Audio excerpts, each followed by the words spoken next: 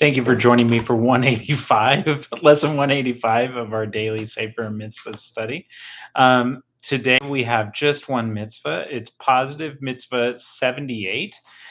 This mitzvah comes from Leviticus 27:32. It says, "And all the tithe of the cattle and livestock, the tenth, shall be holy to God."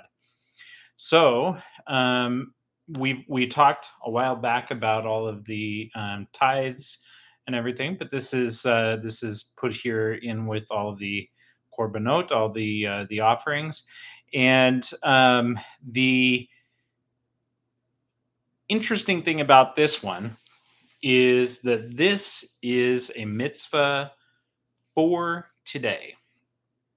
So if you had a flock, then uh, if you were to um, do this procedure that is outlined in the Torah of putting your flock all in one area in a barn or whatever, and having one door, so that they pass out through there one by one, and then you put a red line marking uh, the every 10th animal that comes out the door, and you would then they would be designated as a tithe that would need to be brought to the temple as an offering, and that's to be done every year.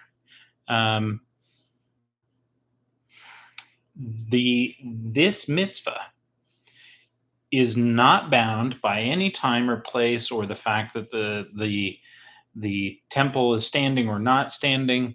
This is a mitzvah that can be observed today, but the issue is we can't bring those offerings today.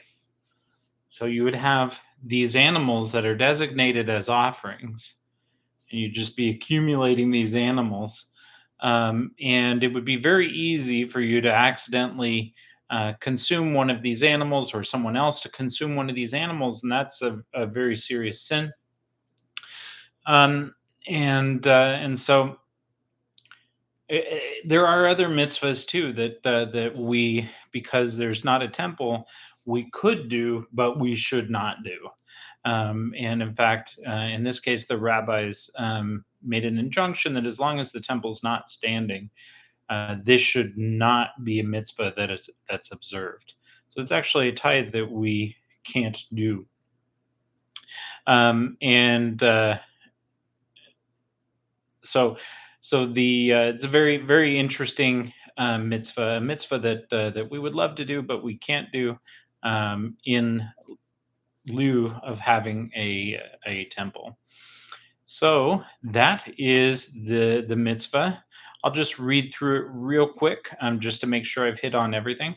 We're commanded to separate a tenth of the kosher cattle and livestock born to us each year.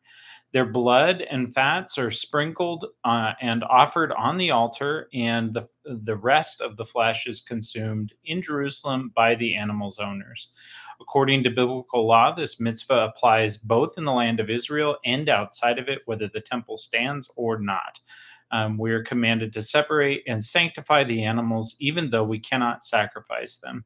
The rabbis, however, instituted that we not perform this mitzvah when the temple is not standing in Jerusalem, for fear lest someone consume the sanctified animal before it becomes blemished and technically unfit for sacrifice. When the temple will be rebuilt, however, this mitzvah will be practiced in all locations. So if you live outside the land, hopefully when the Messiah comes, that all Jews will be living in the land. But you would be setting aside this tenth if you're Jewish, regardless of where you are. All right. Thank you so much for joining me. Have a great day in every way.